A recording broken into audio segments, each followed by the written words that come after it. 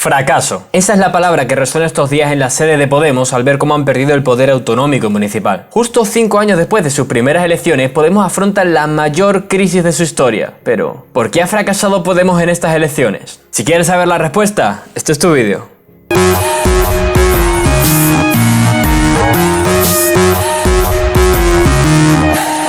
Podemos ha perdido los ayuntamientos de Madrid, Ferrol, Santiago, Zaragoza o A Coruña. Ha desaparecido de comunidades como Cantabria o Castilla-La Mancha y se ha convertido en irrelevante en Extremadura o Castilla y León. Y a ello hay que sumarle lo ocurrido en las generales, donde perdieron casi 30 escaños. Pero, ¿cómo ha llegado Podemos hasta esta situación? Resumiendo, podríamos distinguir 4 grandes causas por las que se ha desinflado esta formación. En 2014, Podemos surgió en torno a un análisis común sobre los 2 principales problemas de España, la corrupción política y la desigualdad. Pero cuando llegó el momento de aplicar las soluciones, se dieron cuenta que había gente muy diversa ideológicamente, poco pragmática y con poca voluntad de dar su brazo a torcer. Podemos alcanzó su cima en las elecciones generales de diciembre de 2015, donde consiguieron más de 5 millones de votos procedentes principalmente de 3 colectivos: abstencionistas, votantes cercanos a Izquierda Unida y votantes descontentos del PSOE por su conservadurismo.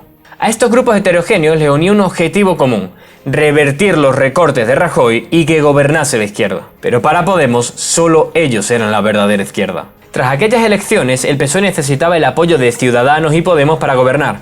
Pero las relaciones entre PSOE y Podemos distaban mucho de las existentes hoy entre PP y Vox. El PSOE se llevó 2 años llamando populista y extrema izquierda a Podemos, por lo que una alianza entre ellos parecía complicada. Ni antes ni después el Partido Socialista va a pactar con el populismo. El final del populismo es la Venezuela de Chávez. Y el PSOE tampoco actuó con toda la apertura que exigía el momento, especialmente porque había un ala del partido que se oponía a ceder ante los morados. Quizás por eso primero pactó con Ciudadanos y solo entonces trató de conseguir el apoyo de Podemos. Y es que cuando Sánchez visitó a Iglesias, este ya le tenía preparada la carta de los Reyes antes de empezar a hablar. Para pactar con el PSOE, Iglesias ponía como condición la vicepresidencia con el control del CNI o el BOE, la convocatoria de un referéndum de autodeterminación en Cataluña o que se nombrasen personas afines a Podemos para los ministerios de Economía, Defensa o Interior.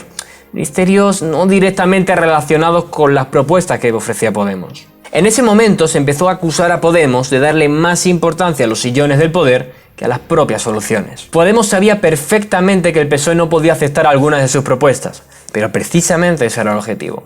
Podemos podría haber planteado medidas realistas en materia de regeneración o igualdad que tanto PSOE como el Ciudadanos de la época habrían aceptado. Pero entrar en un gobierno de coalición no era el objetivo de Podemos. Iglesias se percató de que sumando sus 5 millones de votos al millón de votos que había obtenido Izquierda Unida, conseguirían la fuerza suficiente para dar el sorpaso superando al PSOE y poder lograr la presidencia del gobierno. El ansia de poder le nubló la vista a Podemos. No quería un gobierno con partidos de izquierdas, quería un gobierno de Podemos. Sus intenciones quedaron de nuevo reflejadas con los acuerdos del Prado. A pocas horas de que expirase el plazo para pactar y no repetir las elecciones, el partido Compromís presentó a Sánchez un documento con 30 propuestas que eran compatibles con el acuerdo que previamente habían firmado Ciudadanos y PSOE. Por suerte, el PSOE solo aceptó 27 de las 30 propuestas, suficiente a los ojos de Iglesias para acortar las negociaciones, suficiente para que muchos votantes calase la idea de que Podemos no era capaz de dialogar y de ceder. Había tocado techo y ahora tocaba pasar por caja para pagar por los errores cometidos. Para ser politólogos olvidaron un principio básico. Las victorias de la izquierda en España dependen principalmente de una alta movilización.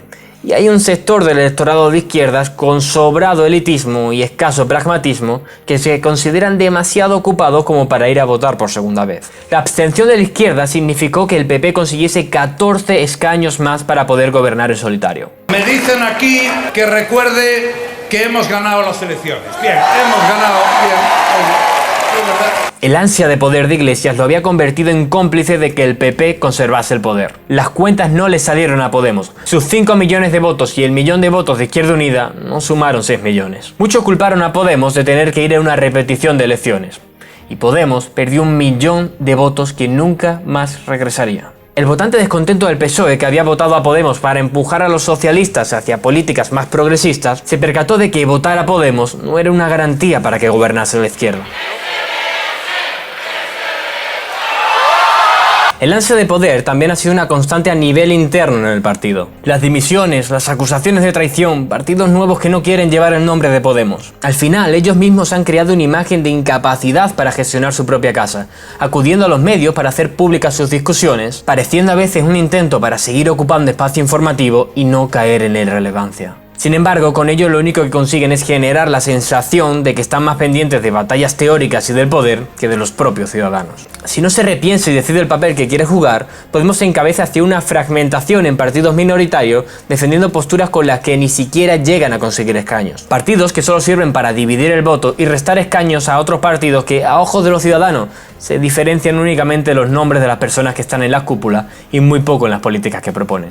Eso lo único que hace es desmovilizar a la gente ante la incapacidad para dialogar y encontrar puntos comunes. Por otro lado, como buenos politólogos sabrán que hasta el día de hoy en España las elecciones se ganan en el centro ideológico. Si pretendían gobernar, tendrían que haberle comido el espacio electoral al PSOE y no al Partido Comunista o Izquierda Unida, de la misma manera que Ciudadanos está haciendo ahora con el PP. Pero hubo un momento fundamental en el que Podemos dijo adiós a esta posibilidad y renunció a buena parte de los votantes del PSOE. En sus elecciones primarias y apoyado por el sector anticapitalista del partido, Pablo Iglesias venció y desplazó a Íñigo Errejón, que pretendía un partido más pactista y más centrista. Sin duda, si Susana Díaz hubiese vencido en las elecciones primarias del PSOE, Podemos se podría haber llevado un gran caladero de votos de la izquierda socialista. Al final, el giro a la izquierda de Sánchez y su gobierno con medidas populares ha conseguido atraer de nuevo a muchos votantes socialistas que se habían ido a Podemos. Los abstencionistas son personas que no van a votar porque no les interesa la política, porque no la entienden o porque se oponen a ella. Estas personas necesitan un incentivo muy fuerte para ir a votar. Tienen que encontrar algo nuevo, que les llame la atención y que no se parezca a lo existente. El problema es que cuando no se consiguen los objetivos se desilusionan muy rápido y vuelven a pasarse a la abstención. En las generales, el incentivo que movilizó a la izquierda fue el temor de ver a Vox en el gobierno. Una vez comprobada su fuerza, se le perdió el miedo y la participación volvió a descender considerablemente las autonómicas y municipales. Ya se sabe que hay una parte del electorado de izquierda que es como un comité de dioses griegos a los que solo se les puede convocar en situaciones de emergencia. Por otro lado, Pablo Iglesias ya no cuenta con la capacidad de movilización del pasado y su reputación se ha visto resentida. La batería continua de noticias y de campañas contra Podemos acusándolos de etarras, de chavistas o de proiraníes, repetidas durante tanto y tanto tiempo, fue generando una imagen negativa del partido en la sociedad que al final acabó provocando que muchas personas que se podrían haber visto beneficiadas por sus políticas